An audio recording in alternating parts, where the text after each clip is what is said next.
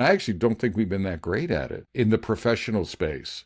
So here in the professional space, something we still suck at, we're actually undermining it even more with certain things. Entry music. Da, da, da, da, da, da, da, da, da, da. It's the Bob and Josh Show. Hey, Metacasters, welcome. This episode's a little different. I've been reflecting. I've been leaning into reflection quite a bit lately. I mean, it's a part, if you know me and you've listened, reflection is a strong part of who I am. But I've been leaning more into it, and it's more personal reflection. So we're setting this episode up for Josh and I did a pick five or a write five, and each of us, and we're going to twist it up a little bit. We're going to ask each other questions, and we don't know the question, and so there's a little bit of spontaneity. And but when was the last time dot dot dot? So fill in the blank. When was the last time you did something? And we're going to see, and it's a little bit from the lens, not a little bit, it's from the lens of leadership. So as a leader, when was the last time dot dot dot? Yeah. Do you want to go first, Josh? Yes, I do. I just want to continue with a little bit of setup here. I think what we're trying to model here is a little bit of self-care. So this is something that Bob has been talking about a lot, and I've been working to get better at. And Bob's reflection is part of the self-care work that he does. And so I know in my journey, I've scratched my head, what does self-care look like? What does it sound like? What does it feel like? So this is a bit of hey, let's model what self-care could look like. And so these are questions that we're just going to talk through. And like we said, we have no idea. This is the first time we've ever done this, where someone comes up with a question and we're going to have to answer on the spot. Now, we do this at conferences and things like this, but not with questions from each other. Questions from each other, it's a little scary because you never know what barbs we're going to throw, but we might be nice. We'll see. Okay. You want me to go first? Sure. Okay. Last books, one business focused book and then a non-business focused book that you've read and liked. So, maybe you read one and you're like, oh, that was silly, but last one that made you think or put a smile on your face or challenge the way that you were going to do something. One business focused and then one not. Okay. Business focused would be, I'm just pulling this out. I don't have, Turn This Ship Around by L. David Marquardt. And what I like about it's very practical. So it leverages the Navy. He's an officer in the Navy, and he turns a submarine around by empowering the sailors on the submarine. And it's a submarine that historically has failed, has been on report. What's cool about it to me is everyone thinks of military as command and control. And when you think of military, now most people haven't been in the military, but if you've been in the military, you know there's command and control, but then there's not. There's also empowerment. There's also something called the commander's intent. So the commander explains their intent, take that hill, and then it's up to you to leverage your common sense, your tribe, your training to figure out what is the best way to take that hill. And if you encounter impediments, then you go around them, or you figured that out, right? So it's not a commander telling you stuff. It's not paint by numbers to achieve the goal. And I think a lot of people think it's that. So that's the one. I don't know. I don't have an author in my head, Josh. I just started. So I read a lot of fantasy and dragon fantasy. So I just started a 3-book series. Not sure if I like the author. It's a new author for me. I grabbed these Kindle books. They're pretty cheap for new authors often, and series and things. But it's an interesting. I like dragons. I like sorcery. I like escapism. For me, I don't know if I have a strong imagination like myself that I can imagine things, but if you give me an imaginative book or a fairy tale or something, I can put myself in it. I can get lost in it, in the world. Now, Terry Brooks is an author who's a master in that genre. So there's different levels of mastery. The one I'm reading now is just simple escapism, and I'm enjoying it. Terry Brooks is more masterful escapism, and I enjoy that. So Okay. it could be any book that allows me to escape. Yeah, I remember you gave me a Terry Brooks book. Probably the Sword of Shannara. I probably gave you this. Yeah. Yeah, that was his first book. He published it in 1977, and I read it soon after that, and I just was enthralled. That was probably my first fantasy book. Maybe it's pretty close. All right. So here, when was the last time you said I was wrong, or can you please help me? So it could be either or both of those. I've been asking for help a lot more than I used to. Part of my personal evolution is, and this is something that Bob has helped me with. So I am a generalist, and so I have this ability and weakness to look at a thing and say, I can do that. And so I see all these things and I can do that. And so what I've learned over the years is that, yes, I can do it, but I could not be as effective at it as many other people could be. So I've been leaning into more of my specialties, my focus area where I'm world class in something, and telling myself, yes, Josh, you can do that, but it's going to take you N times longer to learn and be proficient at a thing than if you just asked somebody who was good at it to either run with it or help you figure it out. So in my business, on the sales and marketing side, that's one of those things that I look at like, I can do that. I can.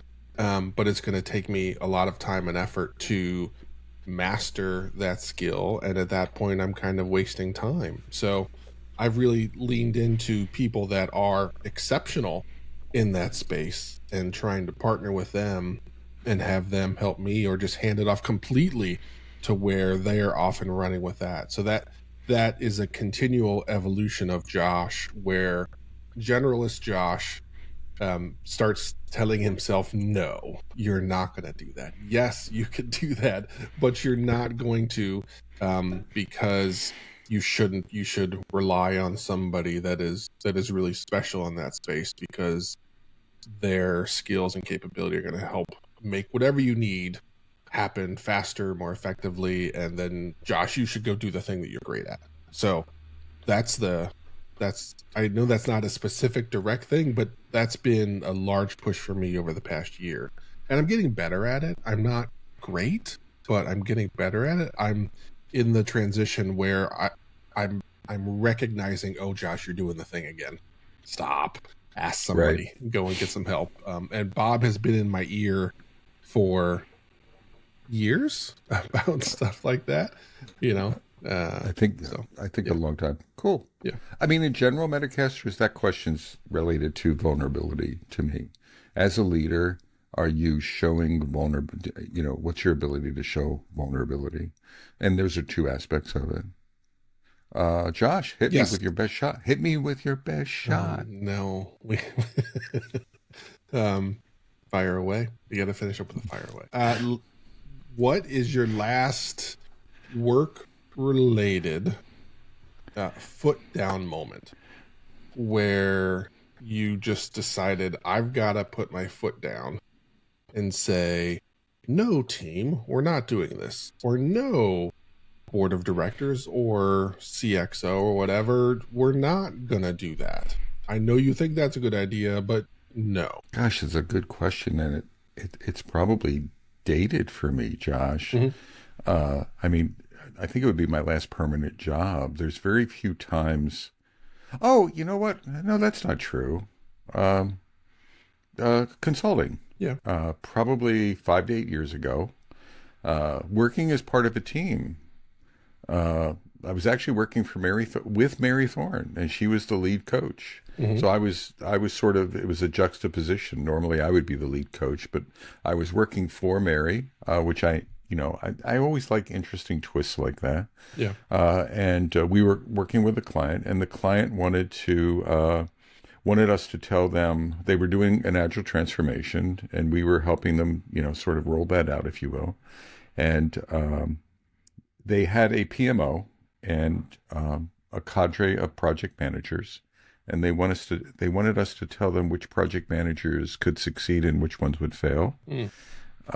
And that was leaning towards firing them. So there was no, it's like tell us who should stay, who will be able to navigate the transformation, and who will not. And I remember the coaching team, we got together, and there was tension in the coaching team. Because there was tension from the client, because there was money. Right. There was money there was quite a bit of money on the table. And I was like, no, I'm not going to do that. I couldn't say we're not going to do that. Yeah. Right. But I could say I'm not going to be a part of that. Mm-hmm. And then I was also trying to influence them to be courageous to say we're not going to do that. Right. Because it's the wrong thing. It wasn't as hard for me. Ethical dilemmas like that are something that I can step up to. Now that's been practice. They're not easy. Yeah. Ethical dilemmas are not easy, but I've encountered enough of them over my career Yeah. that I just go to my ethics, and it becomes, and it's weird because other people, they'll argue the gray area, and I'm like this is clear to me.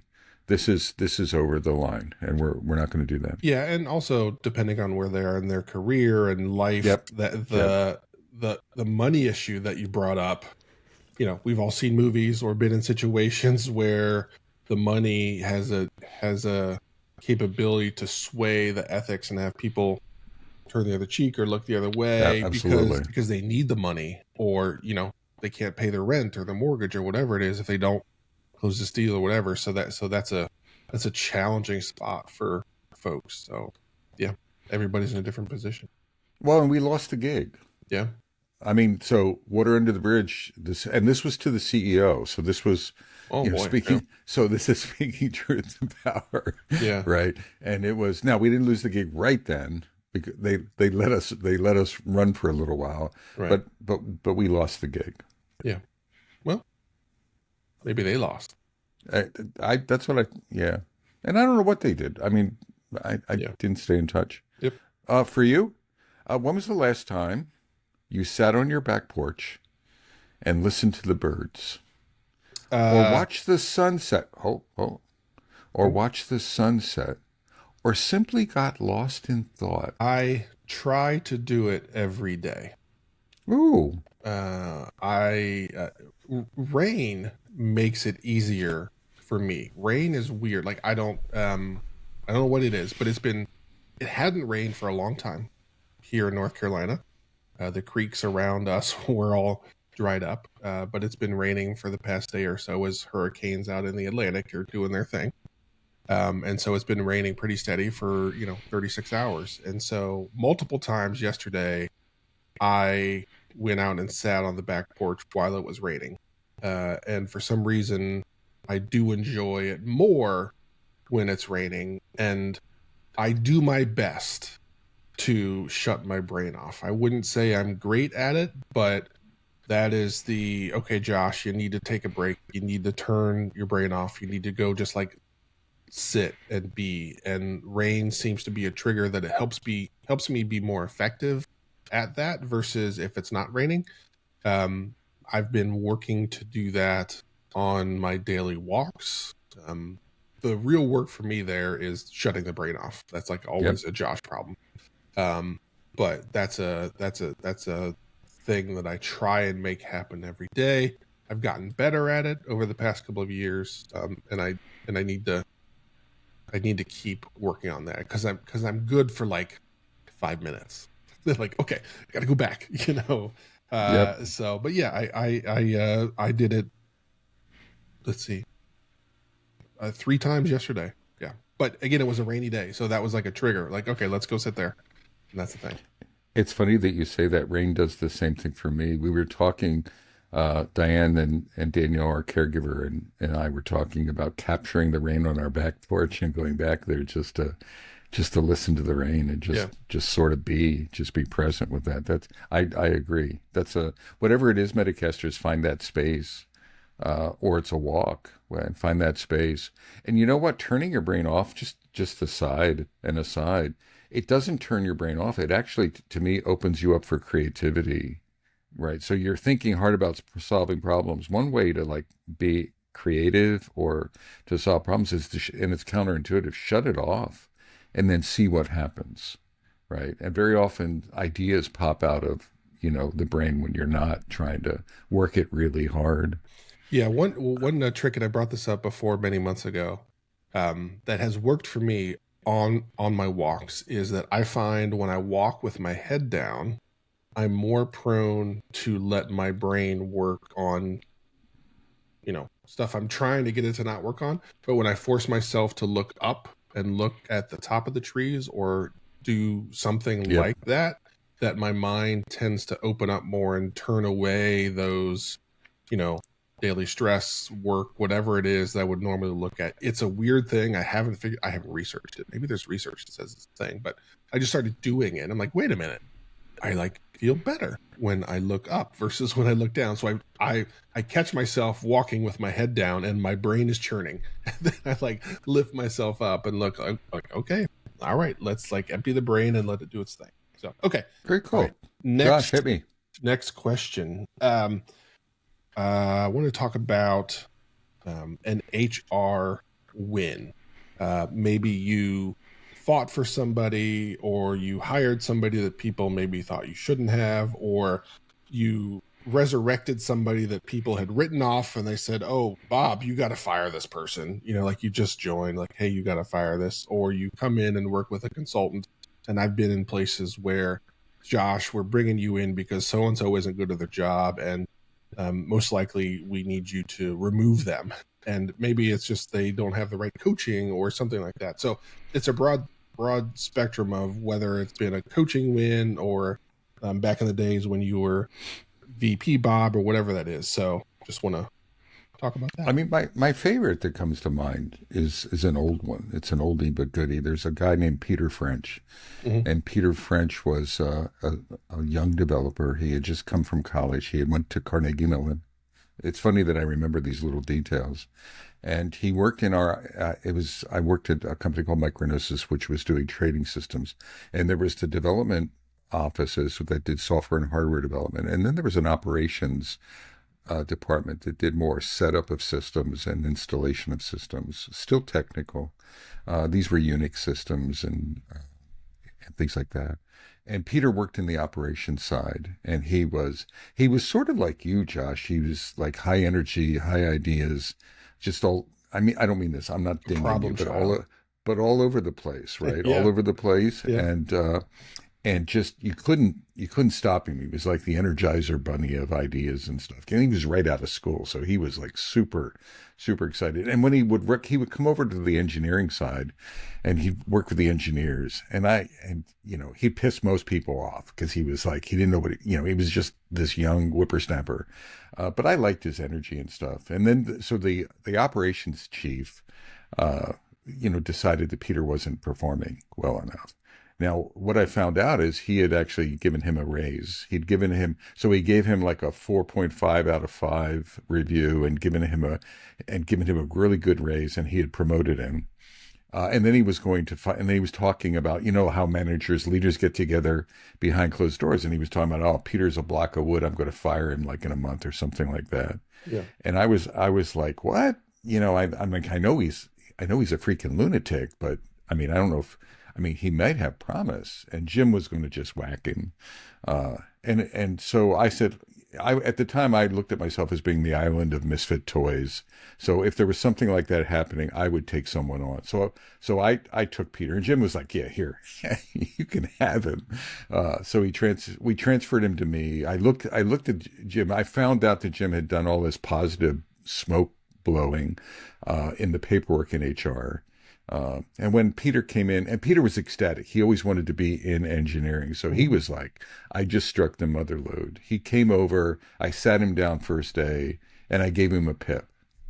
And I gave him a pip based on what I heard from Jim and his performance. Because I wanted to be honest with him. I wanted to start out being honest with him. Yeah. And he broke into tears. He needed a couple days off. He's like, I just got promoted. And I thought to myself, I don't know if I said it, but I'm like, Jim is an asshole, right? Jim should never have treated you like this, right? I'm going to treat you square, but please go home and get yourself together. Yeah. He came back. We put him through a PIP. I was fair with the PIP. Peter exceeded. So long story short, Peter became one of the top. Maybe there was 150 developers or something like that. He was probably in the top 2 or 3 developers in our entire organization. He became a rock star. We were ready to discard him. It was a story of bad leadership on Jim's part, and really what it is the notion that Jim never gave him. He gave him lies as feedback. Yep. What the story here really is, if you give someone congruent feedback, they can exceed expectations. I think most humans can exceed expectations, and Peter did that, to his credit, not to my credit. Yeah. So that's my story. That's a good one. All right. Well, for you. Yeah. See, I picked some that are woo-woo? Metacasters. Would you call them woo-woo? Yeah, they're a little woo-woo, and they're a Okay. little soft and squishy, because I know you're very uncomfortable with soft and squishy. I know. So when was the last time, Josh, you told someone how much their relationship meant to you? Oh, this is less a personal relationship. This is more professional, in professional contexts. Oh, dang it. Okay, the personal one was easy. That was a layup. Professional. So I have a relatively new partner in crime that aligns with some of the things I talked about earlier. We have very complementary skills. So I think we're both tremendous leaders of various things. But the things that each of us are good at are the things that the other one knows they're not good at. And so we've struck up, we've got something kind of special here. And we're talking about starting new businesses and things like that. And how do we start equity, blah, blah, blah. And we both come at it from like, it's gotta be 50-50.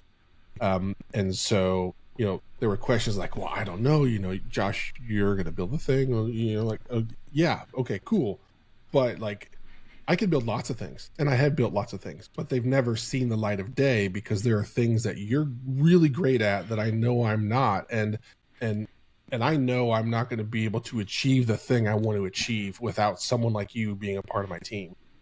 So really, making sure it was crystal clear, what I valued and what they brought to the table and why it was so important for us to work together, and how I personally felt like my capability to achieve the goals I had were lowered if they weren't a part of the journey. And so, yeah, that was that. Yeah, I got you, Bob. You thought I wasn't going to have anything, and I did. Booyah. Oh. And the key there, Josh, and I think you got it, it's the relationship. Yeah. So it's not about work. It's about Josh Anderson. Our Metacast relationship means the world to me. Yeah. I just lied. So Metacasters, I just practice leadership,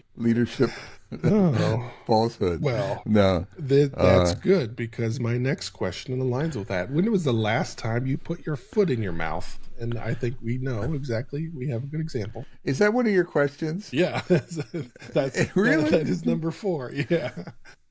I mean, I don't have a specific. I guess the way I'll answer it is I am so accustomed to putting my feet in my mouth, that I don't remember the instances. So it's on a daily basis. And I mean, I don't just do it professionally, Josh. I do it with my children. I do it with you. I'm an equal opportunity mouth filler. what I do, I'm writing an article, Metacasters, called the art of apologizing for leadership or something like that, That's good. or what does a full-throated apology mean? And it was inspired by someone just saying, "Oh, I'm sorry. Now go do that, team." Yeah, And yeah. I'm like, I think there's more to to an apology than just "I'm sorry." And then moving on. Oh, and that now we're done with it, right? So I think that it's the same thing here with foot and mouth. I usually try to acknowledge it. Maybe not with Josh so much, with other people. If I make a mistake, how do I like putting my feet in my mouth. I like showing vulnerability. Sometimes people, sometimes people look at me, not Josh, but sometimes people look at me like I know what I'm doing, right? And it's like, oh, Bob Galen, he's written books and he's done this, and oh my God, and I need to counterbalance that, and one counterbalance of that is just owning owning my vulnerability, owning my humanness, Yeah. owning my ability to make mistakes, and not being unapologetic. It just happens. I'm human. And so I sort of own that, and I have no problem with that. I used to have a problem with that. Oh my God, I could never be. I'm aware. So Josh, if Josh knew me when I was a babe versus now, he'd have so many stories to tell. He's like, oh my God, man, you've grown, Bob. What the hell were you doing back then? So I was not comfortable with that. Like, so showing weakness was not part of my vocabulary as Yeah, a I mean leader. that was not part of the leadership, you know, Bible or No, journal or no, whatever it was back in the no. day. That wasn't that. Yeah, you were not allowed to. You were not allowed to. No, you didn't do that. Yeah, and I am a equal opportunity person in that same space as well, and like I know when it's happening. Like I know as the Yeah, words are tumbling out of my brain. Like, exactly. oh, this might end well and it might end horribly. And Yeah. so I have taken to starting to preface it with I think I just put my foot in my mouth, but I'm going to say it anyways, or I'm going to double down on that. But yeah, I have found that there is tremendous value in the honesty, and you're really modeling what you're expecting of your team by doing things like that, of enabling, yes, we're going to try things, we're going to quickly recover and adjust and learn from those mistakes. So yeah, without a doubt, I think it's kind of something you sort of have to do. We've talked in various things about the power of saying I don't know, or the power of not being the smartest person in the room, and that's part of it. So okay, yes, that was an actual question, Bob.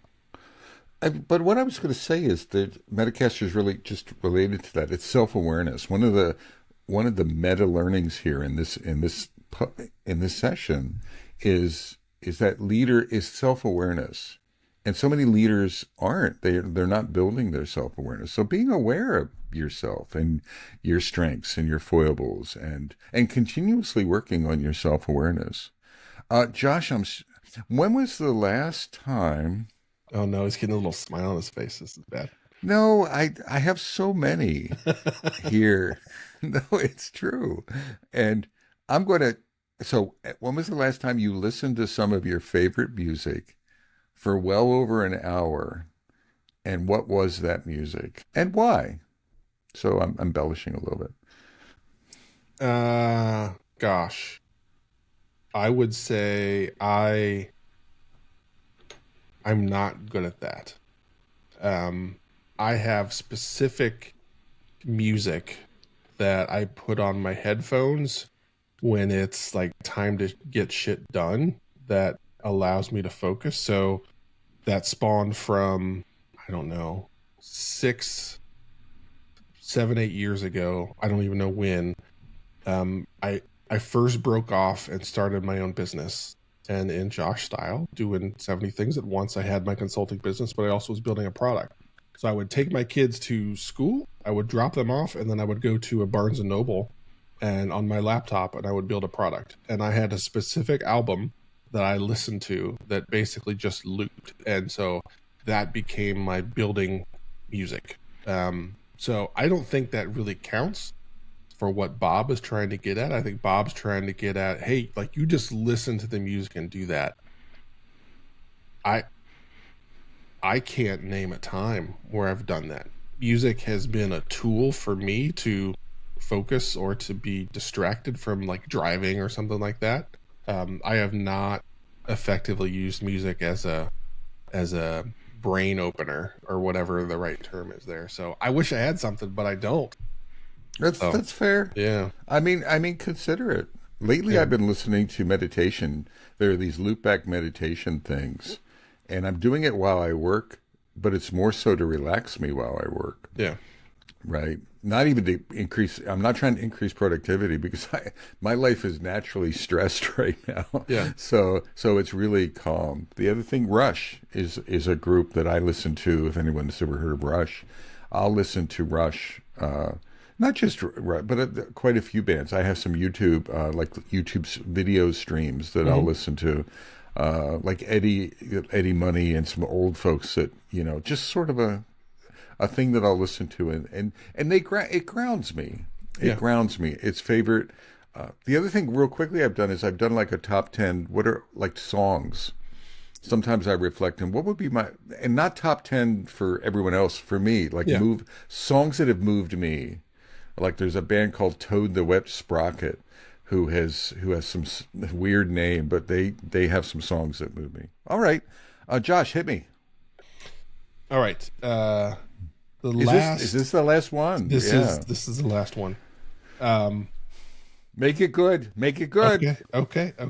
What is the last big mental shift in your work views? So there was a way that you were looking at the world of leadership or agile or just consulting, coaching, agile coaching, anything, where Bob did a bit of a 180 on I really believe this, and then I tried it, or I learned, or I read a book or something, and now I've done effectively a 180, and now I believe 1 + 1 really does 3. It really does equal 3 or something like that.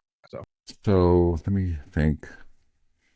So I think the first part is I haven't been in a position where I flipped like that. So my journey has been more started out as an asshole traditional leader, and thinking I knew everything, and that's not that far from the truth of where I was, to then growing, reflecting, evolving over decades. I mean, my work history is probably over 40 years now. So just evolving from a leadership perspective. I've been leading for close to 30 years, or in leadership roles, or thinking of leadership. So for a long period of time. So I've evolved. I think the flip for me is the thing. It's not a 180, but it's a really strong reemphasis is on the importance of relationships. And the context for me nowadays, well, it's in leadership and in coaching. I'm in the middle of a coaching masterclass now, so I'll use the context of coaching. That everyone talks about all these skills, right? Radical candor, this, that. In coaching, there's ARCs, there's the Agile Coaching Growth Wheel, there's all these crap frameworks and metaphors. And it's not crap. Let me reframe. It's useful things. But what I'm finding as I get older and as I gain experience, all of those things are just tools and tactics. At the foundational level, you want to achieve human-to-human connection and human-to-human relationship. And I think that's true for coaches. And coaches are sort of resistant to that because they're taught, I'm coaching someone, I can't have a relationship with them. Actually, same thing for leaders. Very often leaders are like, I'm leading, I can't have a relationship with someone. I can't connect to them. So I think it works in both of those cases, where I'm just coming back to, gosh darn it, the most important thing is to just establish a human being to human being relationship where you're talking, you're communicating, you're trying to help, maybe you're mentoring or whatever, you're learning as well. And that's the foundation for everything that we do. It comes back to connection, human connection. It's one of the reasons why I worry about AI, and I worry about social networking and things like that, because we seem to be we're undermining human connection. And I actually don't think we've been that great at it in Right. the professional space. So here in the professional space, something we still suck at, we're actually undermining it even more with certain things. I'm not blaming AI. I'm just saying it can be a conduit Yeah. to those. So for me, the pivot, and it's not a pivot, it's a reaffirmation of reminding myself. Almost every day, I'm trying to remind myself it's about relationships, stupid, and really focusing on that. Yeah. Yes, I agree. I am learning that, I will say. So yeah, sounds good. Oh, do I have one am I up next? Sure. Let's see. Gosh. Frantically looking at all these great options to make Well, Josh no, uncomfortable. I had highlighted them, but then I'm like, you're going to have an easy answer. Oh, okay. Ah, I like that one. No, hold it. That one sounds good. Hold it. Don't make me put a countdown on you. I'll do it. When was the last time you supported your Mother Earth in some important way? I am a tree guy. So I like. You are not a tree. Are you a tree guy? I just said I'm a tree guy. Yeah. Really? You learn something every day, Yeah. Metacasters. So I try and. So I have, forest woods kind of in the back, and they're little like saplings that pop up, just as Yep. naturally. And I kind of like take care of them. And if I see one's kind of in trouble, I might move it or do something like that. And it's a weird thing. Neighbors make fun of me, because like, oh, Josh is going to save the baby trees, but it's a thing that I do. And I try and take care of them because I like trees, and somebody's got to speak for the trees, like the what is that Dr. Seuss movie? The Lorax. Yeah, so the Lorax, right? I got to do that. I think that's fantastic. You and I've talked a little bit, I think, about I'm studying regenerative leadership. Yeah. And regenerative thinking. And a big part of that is what are we doing to reconnect with our earth? And going back to sitting on the back porch and connecting, looking at the trees and connect, like you said, I'm walking. And if I'm looking down versus I'm looking up at the forest or at nature, I'm looking down at the ground and it makes a difference. Yeah. So I think that's a wonderful way to end this episode. Josh, some final words. Oh. Why don't we both close this with what is our takeaway? Like, was this a waste of time or what was our point? What do you think? You go first. I think it was good in, again, as I mentioned at the beginning, trying to model ways you can start to do a little bit of self-care. Bob's was way more centered on that than mine was. And I think it tells you where Bob and I in our career path, right? Like Bob is focused on that. So that's where his questions were. And Josh is still focused on like, how do you be a great leader and, just put your head down and run and make that happen? And I am actively working, as you heard, at getting better at doing the things Bob is much better than me at, in that self-care and grounding and things like that I'm aware that I don't do it. And so I'm trying to improve, but the question sets very much reflected where each of us are in our own journeys. So that was, good, but also a little bit, dang it, Josh, like why were those your questions? So maybe you should have had some different questions. So yeah, that's where I'm at. No. And for me, I think Josh nailed it. I didn't think of this. I thought of it being leadership centric in the beginning, but it really was self-care. When Josh says it was about self-care. And so when was the last time ... everyone put that as a journal sort of igniter in your journal, maybe on a daily, weekly basis, whatever you want, and have some questions. Create a little checklist or something of when look at delighters for you. Look at igniters for you. Look at things, not about the business, about you, right? Things that are important to you. And then start looking at when was the last time I did that? When was the last time I cracked a book that really makes me happy? I've gone like a year without looking at a fantasy book. And it's actually a problem. I mean, it hasn't destroyed my life, but I felt it. I'm like, man, it's been like a year since I sort of escaped into a book like that. I need to escape into a book like that. So really keeping track of when was the last time and looking for those long gaps where you've missed something. Everyone, I want to leave you with one final one. When was the last time, and this is close to my heart, you took a well-deserved nap? And with that, from beautiful downtown Cary, North Carolina. And from beautiful downtown Fuquay Varina, North Carolina. I'm Bob Galen. And I'm Josh Anderson. Shake and bake. Take care, y'all.